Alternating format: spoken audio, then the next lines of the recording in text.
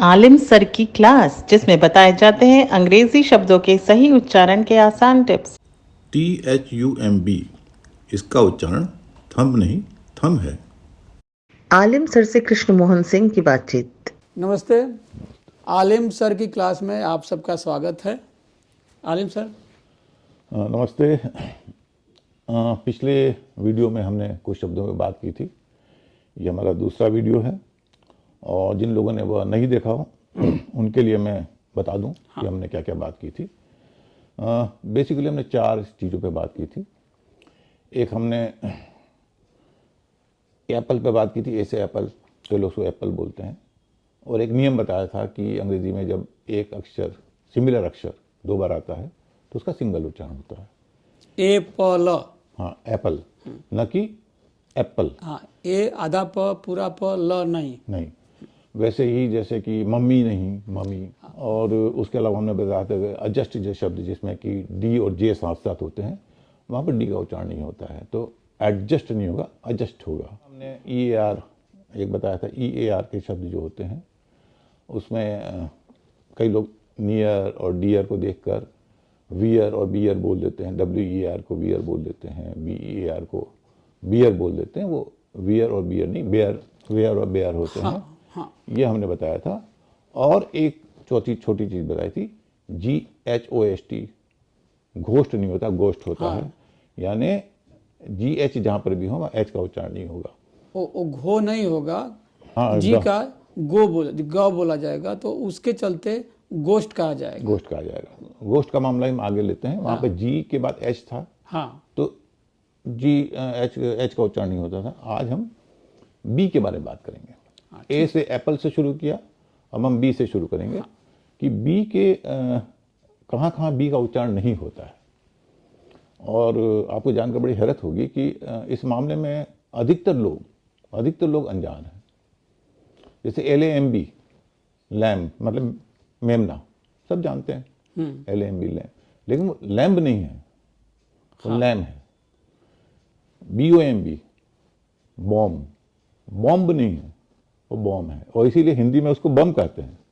अगर आप ध्यान देंगे तो बॉम्ब का हिंदी बम है, बम्ब नहीं है। इसलिए नहीं है कि बी का उच्चारण होता ही नहीं है। वैसे ही हम कंघी करते हैं, COMB, कॉम्ब नहीं है, न कम्ब है, वो है कोम। जैसे अंग को कहते हैं LIMB, लिम्ब, ये हमारे अंग हैं, उसको लिम्ब नहीं होगा, लिम्ब होगा। वैसे ही एक शब्द है प्लम, एक है क्रम। अब ब्रेड क्रम्स, अब ब्रेड क्रम्ब नहीं है। और हाँ, एक शब्द तो भूल गया, जो ये जो कहते हैं, जब लाइक करते हैं, हम लोग लाइक करते हैं, तो ये क्या है, अंगूठा है। इसको लोग थंब बोल देते हैं, THUMB, थंब बोलते हैं। और ये है थंब। और जो कोल्ड ड्रिंक का था उसका नाम भी अगर आपको याद होगा तो थम्स अप है, उसमें बी है ही नहीं। THUM, उसने जो अपना ट्रेडमार्क जो बनाया था, थम्स अप है, उसमें बी नहीं है। और जब मैंने पहली बार देखा, आज से कई साल पहले, मैं खुद चौंका था, इसमें बी क्यों नहीं है। बाद में पता चला इसलिए नहीं है कि एम के बाद बी का उच्चारण नहीं होता। और देखिए ये क्यों हो रहा है, इसमें कोई चकराने की बात नहीं है। आप अगर थंब बोलना चाहेंगे तब बोल नहीं पाएंगे, बहुत दिक्कत हो रही है। शब्द गायब इसलिए होते हैं, किसी शब्द की ध्वनि गायब इसलिए होती है कि उसको बोलने में दिक्कत होती है।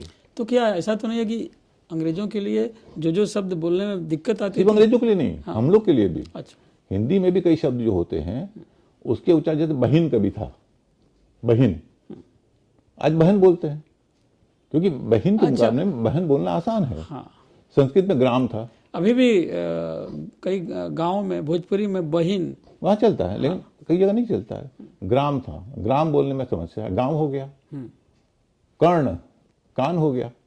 तो शब्द जो है, भाषा जो है, वो आसानी की तरफ जाती है और इसी कारण से कुछ उच्चारण हट जाते हैं, लेकिन स्पेलिंग वही रहती है। हिंदी में क्या है कि स्पेलिंग बदल जाती है, ग्राम से गांव हुआ तो स्पेलिंग बदल गई। अंग्रेजी में क्या है कि मोटा मोटी स्पेलिंग वो चेंज नहीं करते। उस कारण से ऐसा हुआ है कि कुछ शब्द के उच्चारण पहले कुछ और थे, आज कुछ और हो गए, स्पेलिंग सेम टू सेम रही, इसलिए आज समस्या होती है। तो थंब जो है, THUMB, हो सकता है किसी जमाने में थंब बोलते होंगे, अच्छा, लेकिन फिर भी गायब हो गया, तो बोलते बोलते लोगों को परेशानी हुई, तो आज वो थंब हो गया। तो ये नियम आपको याद रखना है कि जब किसी शब्द के अंत में एम और बी हों तो बी का उच्चारण नहीं करना है। लेकिन एक चीज़ का ख्याल रखना है कि अगर वे बीच में हों, जैसे कॉम्बिनेशन या कंबाइन, कॉम्बिनेशन में सी ओ एम के बाद बी है, कंबाइन में है, तो उसमें आपको उच्चारण करना है। अंतिम में जब एम और बी हो तो आपको नहीं करना है। प्लस अगर इसके बाद ई आर आ जाए, जैसे B O M B E R, bomber, bomber नहीं करना उसको, बॉमर। हाँ, एक समस्या आती है, P L U M B की बात की हमने, उसके बाद ई आर अगर आता है तो प्लम्बर कहें कि प्लम्बर कहें, अधिक लोग प्लम्बर कहते हैं। अब इतना चल गया है तो मैं तो ये नहीं कहूँगा कि आप अब प्लम्बर बोलना शुरू कर दें। यह है कि आपको जानकारी रखनी चाहिए, और प्लम्बर एक एक्सेप्शन के तौर पर आप बोल सकते हैं इंडिया में खास करके। लेकिन आप अगर कभी विदेश जाएं तो आपको प्लम्बर बोलना पड़ेगा या प्लम्बर बोलना पड़ेगा। अगर आप ब्रिटिश स्टाइल में बोलेंगे तो आप र का उच्चारण नहीं करेंगे, प्लम्बर, बॉमर। और हिंदुस्तानी स्टाइल में बोलेंगे या अमेरिकी स्टाइल में बोलेंगे तो प्लम्बर और बॉमर, र का उच्चारण हल्का सा होगा आखिर में। अच्छा, तो ये तो हो गया जहां पर एम बी हो। लेकिन एक हाँ क्रम- कोई हाँ, दो शब्द मैंने आपसे चर्चा की थी, सब बात करेंगे, वो रह गए। वो है वूम और टूम। हाँ, ये दो शब्द ऐसे हैं जो इस क्रम में थोड़े से अलग हैं। इसमें दो तरह की चीज़ें आपको ध्यान रखनी है। पहली चीज़, एम के बाद बी है, बी का उच्चारण नहीं करना है, वो तो क्लियर है। तो डब्ल्यू ओ एम बी या टी ओ एम बी, आखिर में बी का उच्चारण तो नहीं होगा, क्योंकि एम के बाद बी है और शब्द के आखिर में है। लेकिन ओ का उच्चारण यहाँ पर ऊ होता है, चाहे वूम का मामला हो चाहे टूम का मामला हो। और इसकी वजह यह है कि टूम जिस शब्द से बना है शुरुआती, उसमें यू था।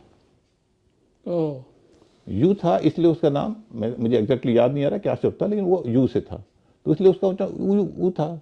बाद में उसकी स्पेलिंग बदल गई, कुछ एक्सेप्शनल मामलों में स्पेलिंग बदल गई, तो ये इनका उच्चारण आपको टूम और वूम करना पड़ेगा। और ये टूम शब्द जो है आमतौर पे चलता नहीं है, हुमायूं टूम वगैरह होता है। लेकिन अभी गीतांजलि श्री का जो उपन्यास आया था रेत समाधि, जिसको अंग्रेजी में ट्रांसलेशन में नाम दिया गया टूम ऑफ सैंड, तो जब उनको पुरस्कार मिला तो सोशल मीडिया पे छा गई वो। तो हिंदी में जो लिखने वाले थे वो उसको टॉम्ब टॉम्ब लिखने लगे।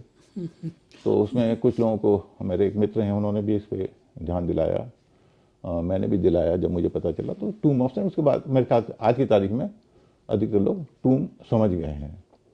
तो ये आपके एम बी से अंत होने वाले जो शब्द हैं उसके बारे में हमने बात की। तो इस पे यदि बच्चे कितने दिन इस तरह के एक शब्द को लेके आगे बढ़ें? देखिए, शब्द, ये मैं आपको बता रहा हूँ ना, हम यहाँ पे शब्दों की बात कर रहे हैं, लेकिन हम साथ में नियमों की बात कर रहे हैं। क्योंकि शब्द तो 1,00,000 है, 1,00,000 शब्दों के उच्चारण आप नहीं याद रख सकते। पिछली बार भी हमने जब बात की थी तो हमने नियम की बात की थी कि एक लेटर अगर 2 बार आता है तो उसका उच्चारण सिंगल होता है, तो आप एक साथ 100 शब्द सीख गए। आज भी हम यही बात कर रहे हैं, एम के बाद बी आएगा तो जहां भी आप देखें किसी भी शब्द में अंग्रेजी के 10 शब्दों पे बात की, और भी हो सकते हैं, जहां भी आप एम के बाद बी देखें, बी का उच्चारण नहीं करना है अगर वो आखिर में हो। ठीक है ना? तो शब्द की बात नहीं है, एक नियम की बात है। वैसे ही एक और नियम है, लेकिन यहाँ पर बी रहता है और एक और ध्वनि गायब हो जाती है, क्योंकि हम आज बी की बात कर रहे हैं। जैसे बी एच, बी जैसे G H O S T, H का उच्चारण नहीं होता है, गोष्ठ होता है। बी के बाद भी एच आता है तो एच का उच्चारण नहीं होगा, ब का उच्चारण होगा, भ का उच्चारण नहीं होगा, उसको भ नहीं बोला जाएगा, भ नहीं कहेंगे, ब कहेंगे। हाँ, ठीक है। तो वैसे तो ऐसे शब्द बहुत कम हैं, जैसे ऐसे शब्द बहुत कम हैं। हाँ, क्योंकि अंग्रेजी में जब भ की ध्वनि है ही नहीं तो भ वाले शब्द कहाँ से आएंगे। जैसे गोष्ठ एक शब्द है, लेकिन आप देखें तो अंग्रेजी में जी एच वाले शब्द बहुत कम हैं। कुछ बर्मिंगम है, बकिंगम है, अगास्ट है, लेकिन बहुत कम है। भ वाले भी शब्द बहुत कम है, और हैं तो इंडिया जैसे देशों से आए हुए हैं। हाँ, जैसे भील, अब भील को अगर वो बोलेंगे तो भील नहीं बोल पाएंगे, वो बील बोलेंगे। अच्छा, और भारत, हाँ, भारत को अगर बोलना होगा तो वो भारत नहीं बोलते, भारत या भारत बोलते हैं। और मुझे चिंता इस बात की है कि इंडिया को यदि केवल भारत लिखना हो तो हाँ, जैसे अब वो तो इंडिया ही कहते हैं भाई, वो तो कहीं भी आप अंग्रेजी की किताब देखेंगे तो इंडिया लिखेंगे। अभी भारत का अंग्रेजी नाम जो है इंडिया ही है। लेकिन एक जो बीच में कोशिश हो रही थी शायद कुछ महीनों पहले जो इनविटेशन लेटर आए थे उसमें भारत लिखा हुआ था। अब मेरी चिंता ये है कि आपने तो भारत कर दिया, लेकिन गड़बड़ी ये होगी, आप तो चाहते हैं कि भारत का नाम दुनिया में रोशन हो और इस देश को लोग इंडिया के बजाय भारत के नाम से जाने। अच्छी बात है, कोई बुराई नहीं है, लेकिन प्रॉब्लम यह है कि खासकर अंग्रेज, अमरीकी या कुछ दूसरे भी देश के लोग जो कि ये महाप्राण ध्वनि नहीं बोल पाते हैं, उनके लिए भ बोलना मुश्किल है। तो आप तो चाहते हैं कि भारत का नाम रोशन हो। अब वो क्या बोलेंगे? वो देखिए, डिक्शनरी में इसका उच्चारण है बरट, तो उस हिसाब से बरट बोलेंगे या बेरट बोल सकते? बैरट बारट कुछ भी बोल सकते अगर ना पता हो तो अच्छा भला नाम तो। और तो आप चाहते हैं कि भारत का नाम रोशन हो, वहां भारत को बैरट और बारट सुन आपके कानों, मुझे तो खराब लगेगा कम से कम, बाकियों को पता नहीं। तो मुझे लगता है सरकार ये परिवर्तन करने से पहले सोचेगी कि भैया भारत आप विश्व प्रसिद्ध कर रहे हैं, लेकिन या फिर बैरट और बैरट सुनने के लिए तैयार हो जाइए। तो ये मेरी चिंता का विषय है। तो ये रहा हम लोगों का आज की कड़ी का। आज की कड़ी अब या यहीं इसमें समाप्त। और भी हम लोग कुछ आगे बढ़ेंगे? आज के ये बी का मामला था, इसको हम यहीं समाप्त करते हैं। हाँ, तो नमस्कार, अगली बार फिर मिलेंगे इसके एपिसोड 3 में। 3 में मैं बता देता हूँ हम किस पे बात करेंगे। बिल्कुल। 3 में एक बहुत इंपॉर्टेंट एपिसोड है, क्योंकि उसमें हम सी के उच्चारण की बात करेंगे। सी के उच्चारण पे लोग बड़े परेशान होते हैं कि सी का उच्चारण स भी होता है, क भी होता है, तो कहाँ पर क होगा और कहाँ पर स होगा। और मेरी गारंटी है कि वो नियम अगर जान लेंगे तो आपको 99% आपकी समस्या खत्म हो जाएगी। किसी का उच्चारण कहाँ क होगा, कहाँ स होगा। और मेरी जो वेबसाइट है जिसमें ये क्लास है, उस पर सबसे ज़्यादा यही क्लास पढ़ी जाती है। अच्छा, उसी पे ज्यादा कमेंट भी आते हैं, पढ़ी भी जाती है? बिल्कुल, सबसे ज़्यादा यही पढ़ी जाती है, क्योंकि लोगों की समस्या यही है। अच्छा, सी का उच्चारण कहाँ का होता है, कहाँ सा होता है, और जी का उच्चारण कहाँ ग होता है, कहाँ ज होता है। तो जी के बारे में बात करेंगे बाद में।